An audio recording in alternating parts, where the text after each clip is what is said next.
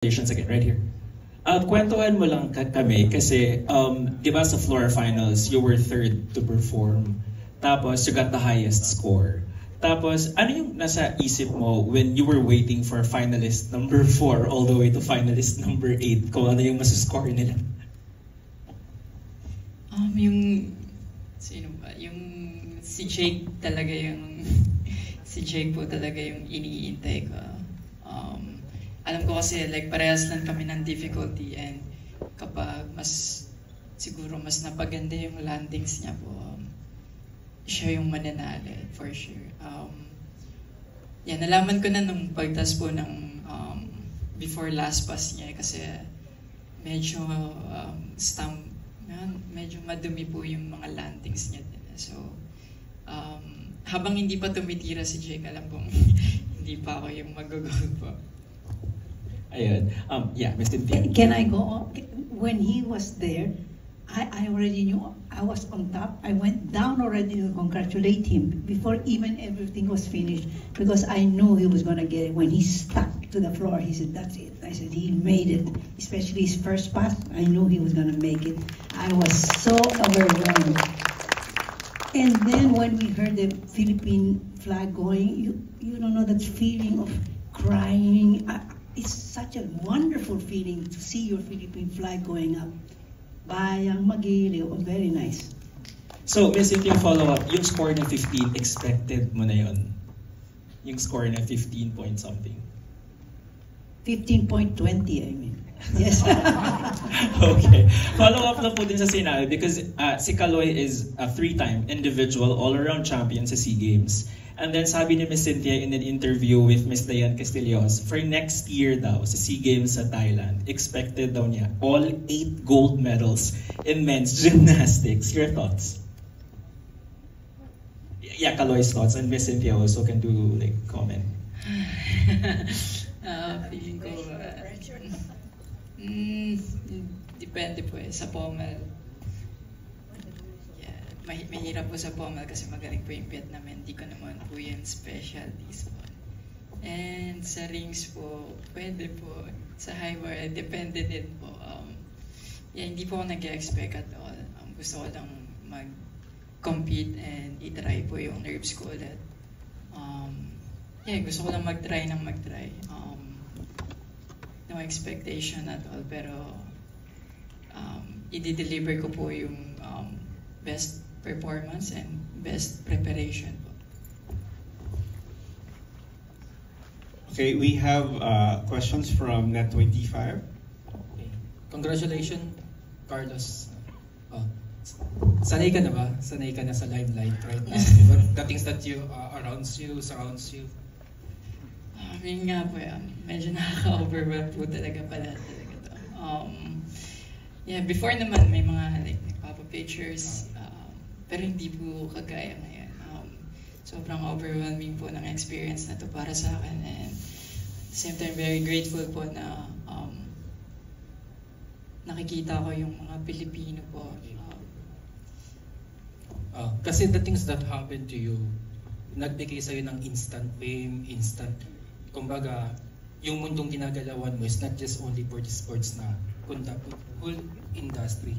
Like in entertainment, in the malaking bagay. Then right now that you have a fame, gaano mo pinahahalagahan to at how can you handle this situation? Tinitake ko din po to as a challenge ni Lord sa akin. Siguro panibagong step po and another level. Kasi hindi ko naman po talaga mundo to. Sports talaga po yung alam ko lang gawin, and mag-training.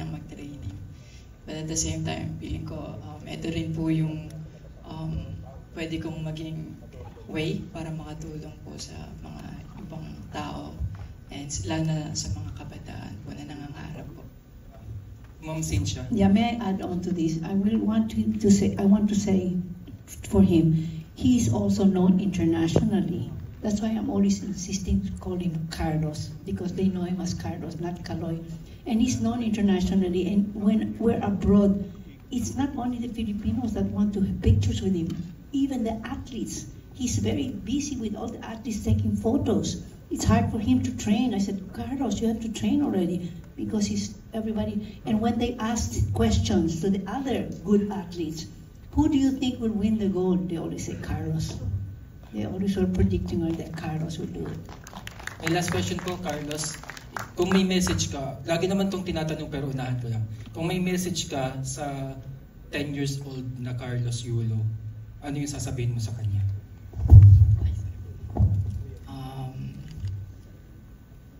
Nagawa natin. Talaga, nagawa natin. Grabe. And gusto ko lang talaga mag-thank you. Hindi imposible yung pinangarap mo. Talagang posible with God po talaga. Kayang-kaya. And with the right people po na nakasurround sa akin, sa'yo, sa lahat ng mga challenges na na-overcome. Sobrang nabibilib ako sa'yo. Thank you so much po. Hello, Kaloy. Congratulations. Actually, pa-cute tong question kaya nagulat ako. Tinawag ako ni Sir. Ayan. Hello, Carlos. So,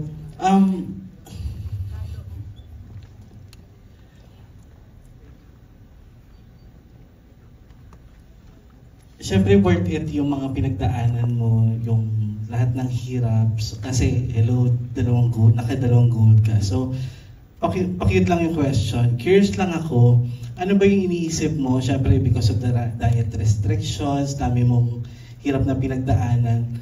Ano ba yung iniisip mo after winning?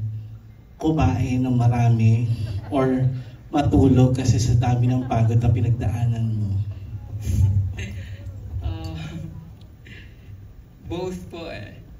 Kasi after po, tinrate ko yung sarili ko ng gustong-gusto kong kainin, which is steak po talaga after ng game.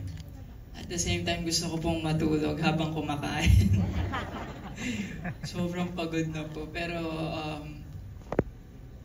siguro kasi nagka-medal po ako and yung nerves ko po, sobrang high po niya talaga eh. Hindi ako makatulog hanggang 3 a.m. po. And kailangan kong gumising ng mga around 7 a.m. kasi meron akong training ng umaga po. So, yeah, puro nap po ako before nung next day, which is yung bowl po. Kaya sobrang hindi ko alam kung paano ko nagawa yung bowl po. Yeah, yun lang po. And eto na lang, kasi deserve mo naman lahat ng mga natatanggap mo ngayon. Ano yung best na gift na binigay mo naman para sa sarili mo? Na ikaw mismo yung pumili para sa'yo? Hello po. Paano po ba? Hindi material po eh. Yeah. Masaya po talaga ako na pinapangarap ko na from 2012 po, pinapangarap ko na makatungtong sa Olympics, maka-gold po sa Olympics. Ayun po eh, parang ngayon yung the best na regalo ko sa sarili ko din po, na yung moment na yun, yung lahat ng sacrifices ko po talaga, like sobrang worth it po talaga. Kaya nagpapasalamat din ako talaga sa sarili ko na hindi ako sumuko, hindi ako nag-quit talaga. Sobrang hinintay ko yung pagkakataon na yun. And lahat yun po talaga, sobrang worth it po. Salamat po.